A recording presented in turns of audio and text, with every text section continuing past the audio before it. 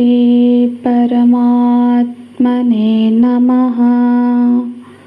श्री भगवानुवाच मय्यावेश्य मनो ये मां नित्ययुक्ता उपासते श्रद्धया परयोपेताः ते मे युक्ततमा मताः। श्री भगवानुवाच। भगवान बोलते हैं, असल में जब कोई परिस्थिति की उपेक्षा करके जो अंतर प्रदेश में भगवान की ओर अपनी बुद्धि का मोह करके और उनसे ज्ञान लेना चाहता है, उनसे पूछता है, तो वही अंतर्यामी भगवान बुद्धि में आरूढ़ होकर मन रूप अर्जुन को शिक्षा देते हैं। जैसे अभी हम गुरु जी के श्रीमुख से श्रवण कर रहे हैं कठोपनिषद में, बुद्धिं तु सारथिं विद्धि। बुद्धि सारथी है। तो यही हमारे जीवन रथ या शरीर रथ के सारथी है। हमारा मन ही अर्जुन है।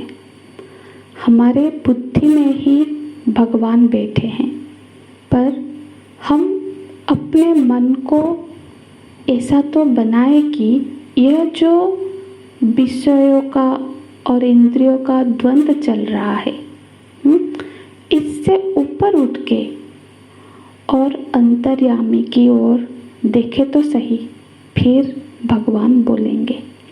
यदि हम ऐसा नहीं कर सकेंगे तो भगवान नहीं बोलेंगे, हमारी वासनाएं बोलेंगी।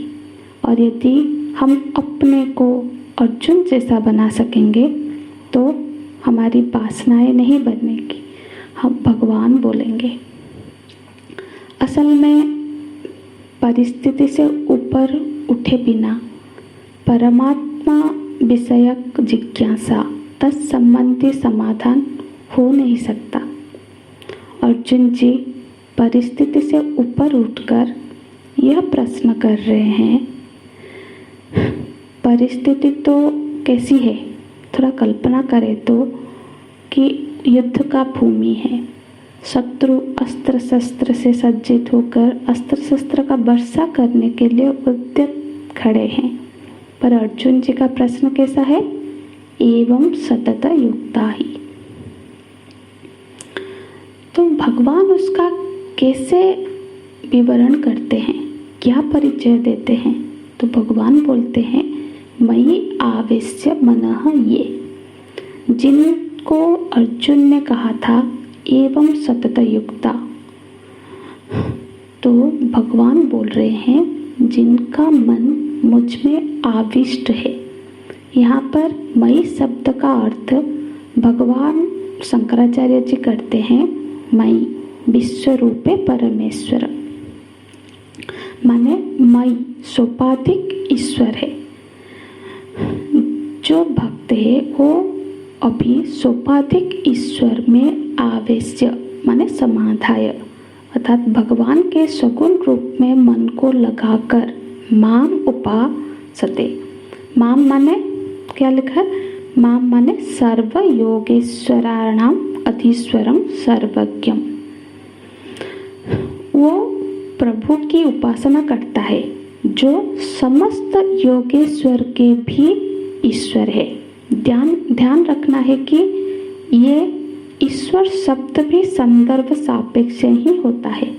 चाहे ईश्वर कहे चाहे भगवान कहे, ये संदर्भ सापेक्ष संज्ञाएं हैं। शासन करने के सापेक्ष से उनको ईश्वर कहा गया। माम उपासते, कब उपासना करता है? तो बोले नित्य युक्ता उपासते, नित्य युक्त होकर के उपासना करता है। ये नित्य युक्त शब्द क्या है?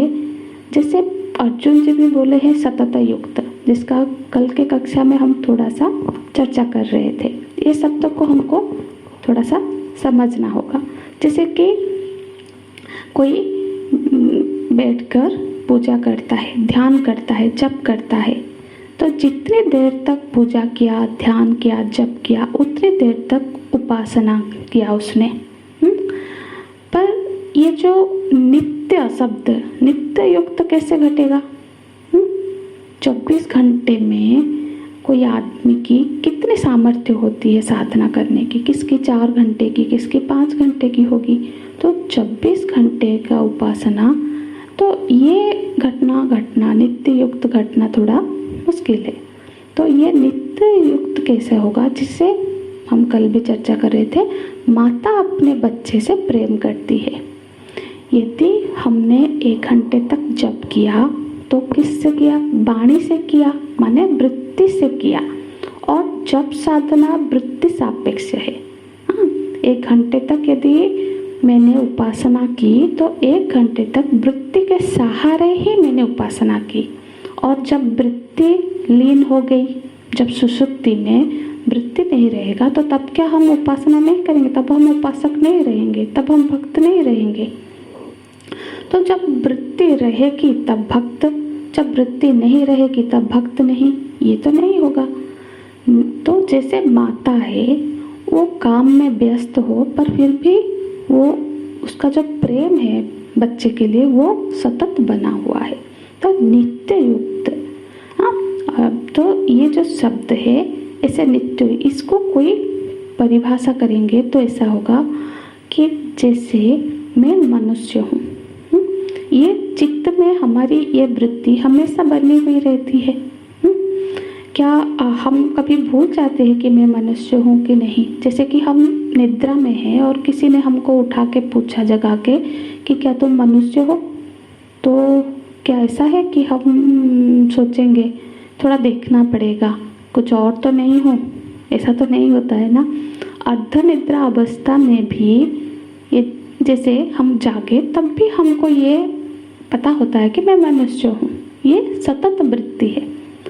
तो ऐसे ही, क्योंकि बोलते हैं ना, इसीलिए जो व्यक्तित्व, किसी का व्यक्तित्व जानना है तो अर्ध निद्रा अवस्था में वो कैसा है वो जानना ज़्यादा जान पड़ता है, क्योंकि जागृत में तो वो कुछ छुपा सकता है, पर अर्ध निद्रा में उसने जो व्यक्तित्व का जो हिस्सा छुपाए भी रखा है वो भी प्रकाशित हो जाता है, निकल आता है। तो जब हमारे व्यक्तित्व की उस सीमा तक ये पहचान गहरी हो जाए तब पता चलेगा कि मैं वो नित्य युक्त हूँ। फिर भी ये जो नित्य युक्त है उसका अभी आत्मा रूप में ब्रह्म हूँ, तदैक बोध से नित्य नहीं हुआ है। ये नित्य युक्त कैसे है? तो बोले परया श्रद्धया उपेता। ये भगवान की परिभाषा है, खुद भगवान ने बताया। भगवान बोलते हैं परया श्रद्धया उपेत। तो इसको हम समझते हैं कि ये भगवान की परिभाषा है। जो परया श्रद्धया का अर्थ होता है उत्कृष्ट श्रद्धा। इस उत्कृष्ट श्रद्धा के बल पर भगवान के प्रति जो आस्था बनी है, जो श्रद्धा है, वो जो सत्संग से, गुरु कृपा से इतनी प्रगाढ़ हो गई है कि वो उस आस्तिक बुद्धि के बल पर भगवान के प्रति समर्पण हुआ है। वो जो उपासक है, जिनके बारे में भगवान ने अभी बताया, क्या बताया? 3 बातें बताई। मनः मयि आवेश्य, मन उसका पूरी तरह से मुझसे जुड़ा हुआ है, और कभी कभी नहीं, बिल्कुल नित्य युक्तः वो उन्हीं से जुड़ के वो उपासना करता है। और तीसरा, उपासना के लिए उसका जो खाद पानी मिलता है वो श्रद्धा से। वो भगवान के प्रति ऐसा दीवाना कैसे हो गया है?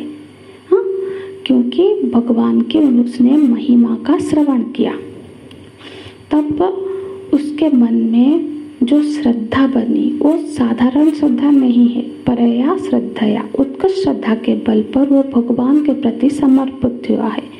यहाँ पर श्रद्धा का रूप होगा कि ना केवल भगवान है, ठीक है, और भगवान भी है और मैं भी हूँ, ऐसे नहीं। भगवान के साथ मेरा संपर्क कैसा है, जैसे सांस लेना, जैसे मेरे जीवन में जैसे सांस के बिना मैं नहीं रह सकती, ऐसे ही परमात्मा के बिना मैं नहीं जी सकती। और भगवान मेरा योगक्षेम का वहन करते हैं। ये जो योगक्षेम की बात भगवान ने क्यों कही,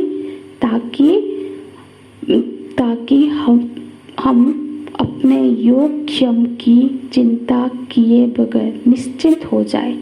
और कैसे निश्चित हो जाए, जैसे कि कोई चीज़ हमारे पास सुलभ है, हमारे पास है, एवं जब हम किसकी चिंता करते हैं, जब कोई चीज़ हमारे जीवन के लिए अत्यंत महत्वपूर्ण हो और वो चीज़ हमें मिलेगी नहीं मिलेगी, उसके न होने से हम जीवन धारण नहीं कर सकते, तो उसके लिए तो चिंता होगी ही। पर यदि हम ऐसा कहें कि यही एक शर्त रखें कि कोई चीज़ महत्वपूर्ण है, इतने मात्र से ही वो हमारे चिंता का विषय बन जाए, ये जरूरी नहीं है। जैसे हमारे जीवन के लिए ऑक्सीजन अत्यंत महत्वपूर्ण है, किसी दिन उसके लिए हम चिंतित होते हैं क्या? माने 1 मिनट भी यदि ऑक्सीजन नहीं मिलेगी तो हम जीवन धारण नहीं कर सकते। 3-4 दिन तो भोजन नहीं मिलेगा तब भी चलेगा, वस्त्र नहीं मिलेगा तब भी चलेगा, पर श्वास कुछ क्षण के लिए भी नहीं मिलेगा तो नहीं जैसे उसके लिए हम चिंता क्यों नहीं करते हैं? क्योंकि वो सुलभ है।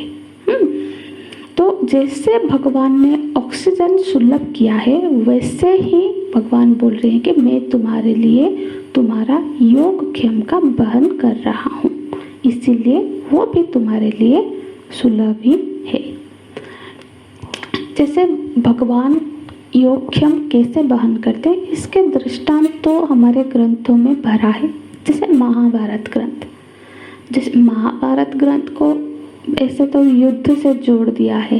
जैसे किसी के घर में झगड़ा हो रहा है तो बोलेंगे कि उनके घर में महाभारत चल रहा है, जबकि महाभारत में ऐसा कुछ युद्ध का, महाभारत नाम वहाँ महा है और भारत है, युद्ध कहाँ, कैसे ऐसा हमारे अंदर भाव हो गया है?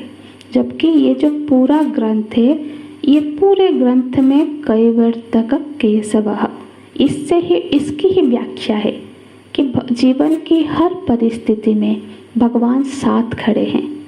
केवल इस सत्य का ही व्याख्या करता है ये ग्रंथ, ना कि कोई रणनीति नहीं सिखाता है।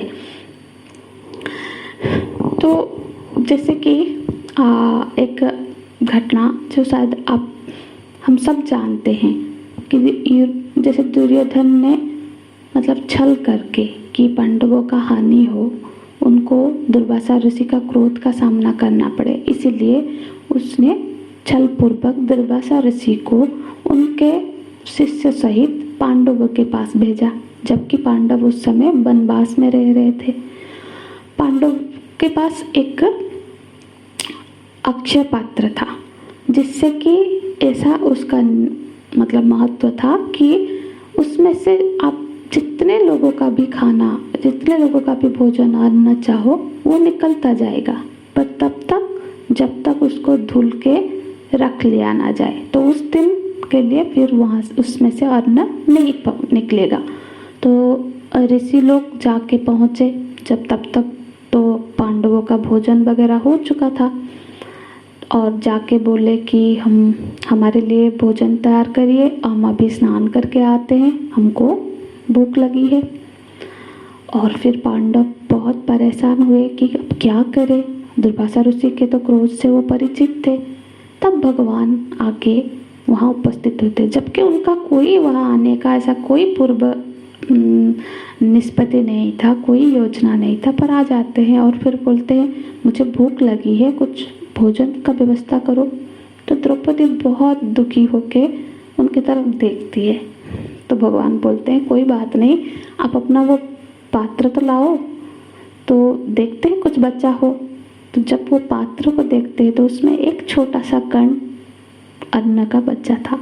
उसको भगवान सेवन करते हैं और जैसे ही भगवान वो कर्ण का भक्षण करते हैं वैसे ही सारे ऋषियों का पेट बिल्कुल भर जाता है और ऐसा उनको डकार आने लगता है कि वो मानो कि एक कण भी नहीं अभी और भोजन कर सकते। तो वो आपस में बात करते हैं कि अरे हम वहाँ कैसे जाके फिर क्या करेंगे, वो तो बहुत बुरी बात होगी बोल के वो वहीं से निकल पड़ते हैं।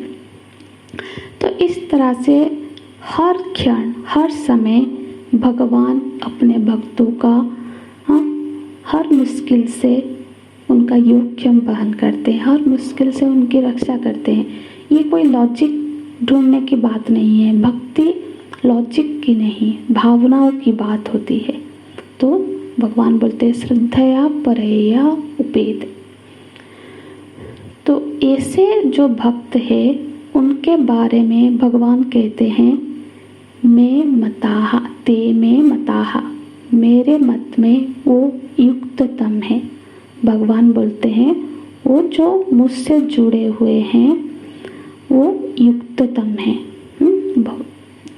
जो जुड़े हुए हैं वो है युक्त, जो 2 घंटे जुड़े हैं वो युक्त है, जो 4 घंटे जुड़े हैं मानो कि उनको बोलेंगे युक्ततर, और जो सबसे श्रेष्ठ है उनको कहेंगे युक्ततम। तो ऐसे जो भक्त है वो परया श्रद्धा से युक्त है, ऐसे जो सगुण उपासक है वो युक्ततम है। ओम